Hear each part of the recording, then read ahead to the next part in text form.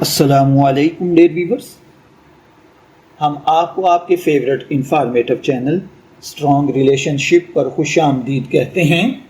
آج ہم ایک ایسے موضوع پر گفتگو کریں گے جس کا تعلق تقریباً ہر گھر سے ہے، اور وہ ہے عورتوں کی اقسام اور ان کی خامیاں خوبیاں۔ سب سے پہلے ایک اہم بات سمجھ لیجئے کہ اس ویڈیو کا مقصد کسی عورت کی تذلیل یا تنقید کرنا نہیں، بلکہ مختلف عادات اور رویوں کو بیان کرنا ہے۔ ہر عورت ایک جیسی نہیں ہوتی، اور نہ ہی کسی ایک خوبی یا خامی کی بنیاد پر کسی کی پوری پرسنالٹی کا فیصلہ کیا جا سکتا ہے۔ آئیے ان اقسام کو سمجھتے ہیں۔ سب سے پہلی قسم ہے دیندار اور بااخلاق عورت۔ یہ وہ عورت ہوتی ہے جو اللہ تعالیٰ کی رضا کو ہر چیز پر مقدم رکھتی ہے، نماز، پردہ، سچائی اور حلال و حرام کا خیال رکھتی ہے، شوہر اور بچوں کے حقوق ادا کرتی ہے، گھر میں سکون اور محبت کا ماحول قائم رکھتی ہے، صبر اور شکر کو اپنی زندگی کا حصہ بناتی ہے، رشتوں کو جوڑنے کی کوشش کرتی ہے۔ ان میں جو ممکنہ کمزوریاں ہو سکتی ہیں، اگر اعتدال نہ رہے تو بعض اوقات دوسروں کی غلطیوں پر حد سے زیادہ برداشت کر لیتی ہیں۔ اسی طرح دوسری قسم کی خواتین سمجھدار اور دانا خواتین ہوتی ہیں۔ یہ عورتیں فیصلے جذبات کی بجائے عقل سے کرتی ہیں۔ ان کی خوبیوں میں ہر مسئلے کو تحمل سے سننا، گھر کے اخراجات سمجھداری سے چلانا، بچوں کی بہترین تربیت کرنا، مشکل وقت میں شوہر کا حوصلہ بڑھانا، کبھی کبھار زیادہ سوچنے کی وجہ سے یہ فیصلوں میں بہت زیادہ تاخیر بھی کر دیتی ہیں۔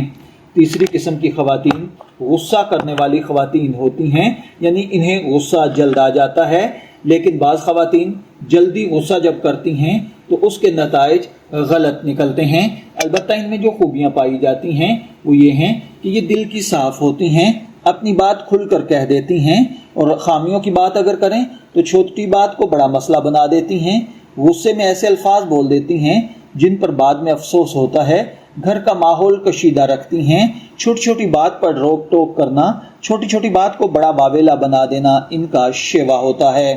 چوتھی قسم کی خواتین شکر گزار خواتین ہوتی ہیں۔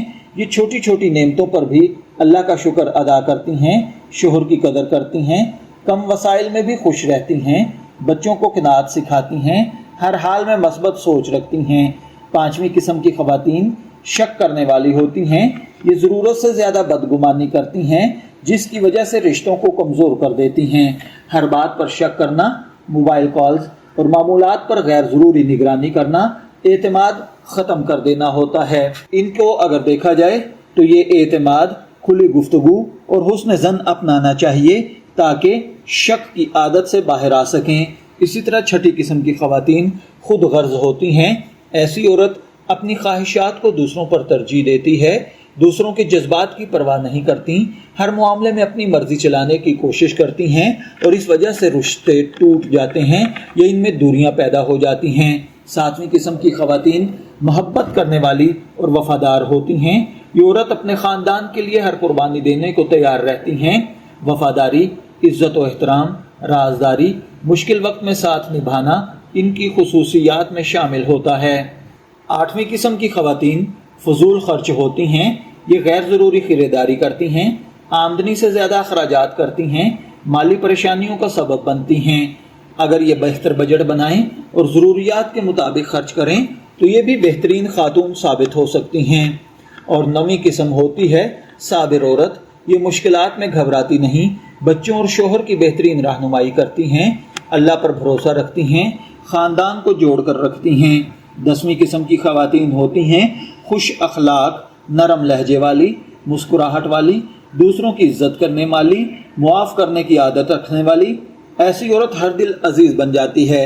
یہ یاد رکھنا چاہیے کہ تمام صفات صرف عورتوں میں ہی نہیں بلکہ مردوں میں بھی پائی جا سکتی ہیں۔ بہترین انسان وہ ہے جو اپنی خامیوں کو پہچان کر انہیں دور کرنے کی کوشش کرے اور اپنی خوبیوں میں اضافہ کرے۔ اسلام ہمیں حسن اخلاق، حسن ظن، صبر، شکر، امانت داری اور وفاداری اور اچھے کردار کی تعلیم دیتا ہے۔